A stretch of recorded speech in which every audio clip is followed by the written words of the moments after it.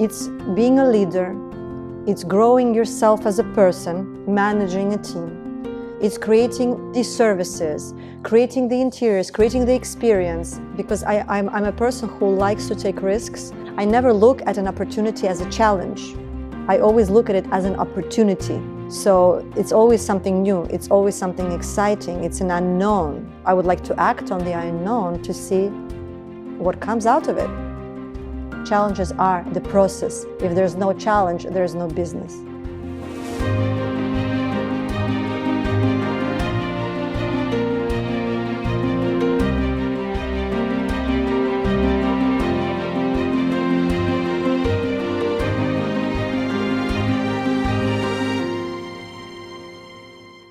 My name is Mariana Eidelkind. I am the founder of Oblique Houses of Beauty. I have been living in London now for over 10 years. This is my home now, but originally I'm from Estonia. At the age of 9, I have immigrated to the States with my parents to chase the American dream. And I spent there about 4 years and we went back to Estonia. And since then, my dream was to live internationally. Since early age, I knew that I'm going to leave Tallinn, which I did at 18 years old.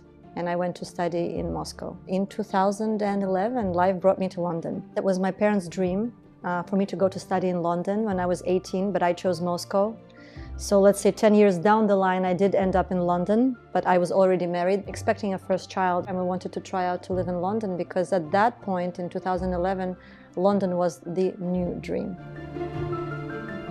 So basically, I came from a well-to-do family, but my father, he was always a very, very humble man, and he always taught me that you always have to be a very good human. So my father was very much giving to a community. He was always inside the community helping people. And at some point, he actually lost all his businesses because when we moved to the States, he had to start fresh, but he always taught me that it's not about the money, it's about the process and it's about the journey, and that you always have to be kind and forgiving to people and just really doing what you love. And I think at 13 years old, he gave me a book, which was The Rich Dad, Poor Dad, to read. And even today, I can tell you that from day one, doing my own entrepreneurial journey, it's never about the money. It's more about giving back to people, learning, growing with the brand, with the business. And it's just the process that excites me. It's not the end result. We all love beauty and wellness, and we all like to look our best, but to be honest, it has never been my main interest. My main interest is seeing how businesses work, how you can improve a business, how you can make changes, what you can develop, what you can create. So it's more of a journey of creation rather than a particular type of business that I'm in today. In the university, I studied business and marketing, which is, I think, you're either born with it or you're not. So my parents, since early age, didn't understand why I was trying to do summer jobs. And instead of holidays, I was actually trying to look for little different jobs to do. So I think by the age of 18, I already had quite an area of experience because I think my first job was as a nanny at 11 years old. And I remember I was living in the US at that time. I was drawing these posters, creating them myself, making it look very professional, and I would hang it up and give it to neighbors. And yes, so I wanted to be the best nanny I can be. Then I served as a waitress in a restaurant. I worked as a pizza maker in Domino's Pizza. I actually worked as a salesperson in a clothing boutique.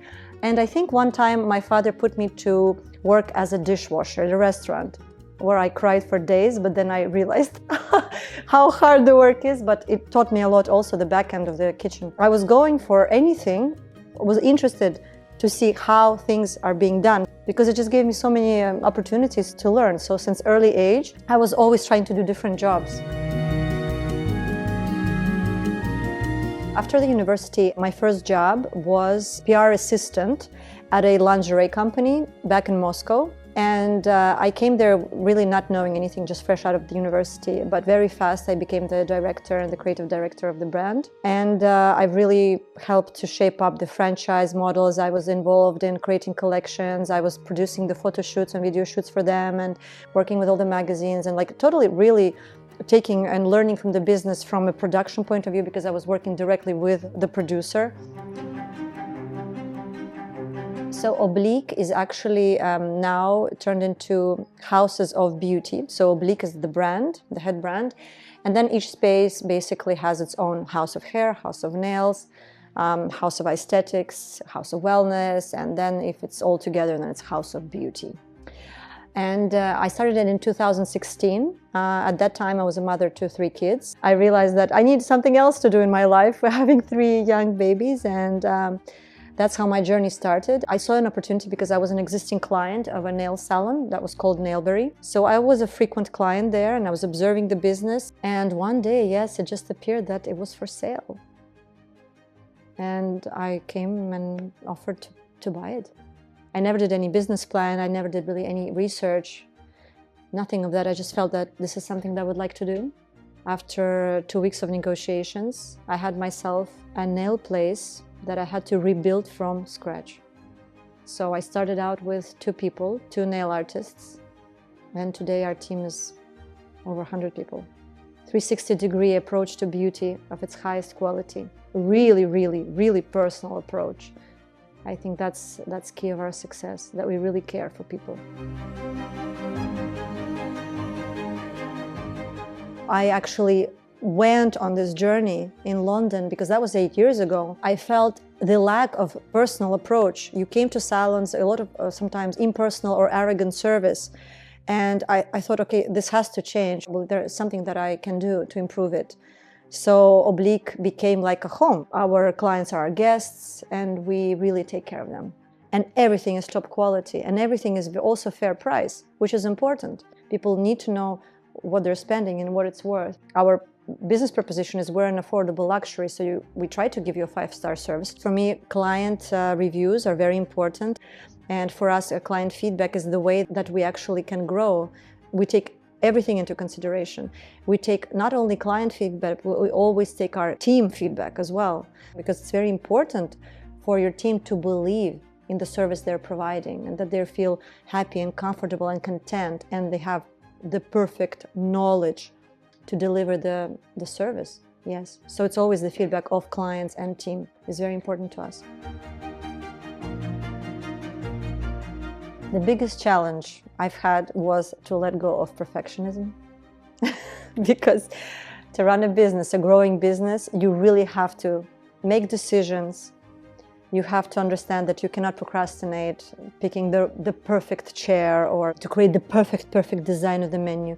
You really have to act fast. And letting go of perfectionism was for me a challenge, but I have overcome it for sure.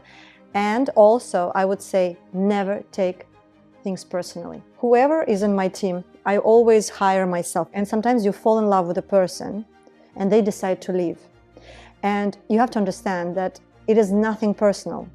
Because I, as a business owner and my team, do everything to accommodate the person. The first years into the business, I had to learn a lot. And people would be lured away, by higher salaries or other opportunities, and we'll let them go. Because ultimately, when one goes, another one comes, and even more interesting, as it so happens. We're only expanding new opportunities. And even, the only people who really leave us because they move countries or they give birth. But after they give birth, they come back to work with us, which is incredible. So really, I have been very blessed with that. It's being a leader. It's growing yourself as a person, managing a team. It's creating these services, creating the interiors, creating the experience. Because I'm a person who likes to take risks. I never look at an opportunity as a challenge. I always look at it as an opportunity. So it's always something new. It's always something exciting. It's an unknown. I would like to act on the unknown to see what comes out of it. Challenges are the process. If there's no challenge, there's no business. There's no point to sit around the bench and thinking, maybe one day I'll do it. Not today. No. You just have to act on it. You have an idea, what is the worst that can happen? So for me, it's act from kindness, go for it, create, and then see what happens. I do believe in luck in general, and we're always at the right place at the right time. And that's probably the opportunity that I found out that the business was being for sale. So that was probably luck that I brought, but all the rest is hard work. And it's interesting that I have seen my team grow over the years. A lot of my front of house even, they have been with me for 5 years. We always improve. And I see that they enjoy because they feel better about themselves. So I think it's great. Balance. This is a tough one. I think it's very important for you to be honest with yourself and to know your boundaries and to know when to stop.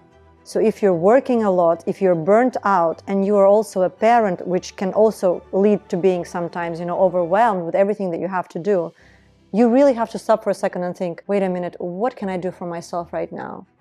Am I in balance or not? Because if you feel out of balance, urgently find time for yourself. If you're very tired and exhausted, who are you going to inspire?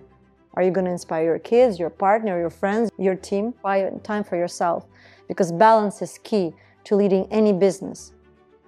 So whenever you have an idea or you would like to start your new business, make sure you always do your research. Are there many people doing what you do? Is there something that you can do better? Is your idea more unique? And you should definitely vent it with people, because there's nothing more beautiful than hearing feedback of people that actually your idea is a great one or not. Because if you don't share your idea, you're not going to get feedback of your idea, and it's always nice to get a second point of view. And to be honest, in my business, I was always working alone. I'm a sole owner, and now I'm so happy because I have my right hands that work with me, and now I can vent my ideas with them. I vent my ideas with the team. I vent my ideas with my friends. As much as you voice your idea, you speak about your idea, it's more likely to come to light, because you're already bringing it out to the people rather than just talking to yourself in your own brain about your idea. I never bluntly follow trends. I do intense research around the world to make sure I bring to our clients that serves them well. My mantra is to be a bridge of honest beauty. We never upsell things, or we never offer things that we don't believe in. And we prescribe to clients what really benefits them, and not because their friends said so, or they read in the magazine that it would be a great treatment, and oh, why don't you have it at Oblique? Well, simply we don't have it because we don't believe in it. If I were creating just a mono brand, let's say I started with nails and I would have kept just doing nails, it's much easier to manage. You can open up 10, 20 locations with the same design, doing the same thing, operating under the same standards. But I chose a very challenging route, basically creating a 360-degree approach, developing 300 different services with different professionals. For me, it was interesting to learn about all different aspects of beauty. So now I'm at a stage where I can actually develop it into something else going forward. Now I can do different concepts because I know what is more interesting for me, what is more appealing for people, because I was always there. I was always in Oblique, learning about people, what they like, what they don't like, where we can improve, asking them, how was your day? What did you enjoy? What did you think about this?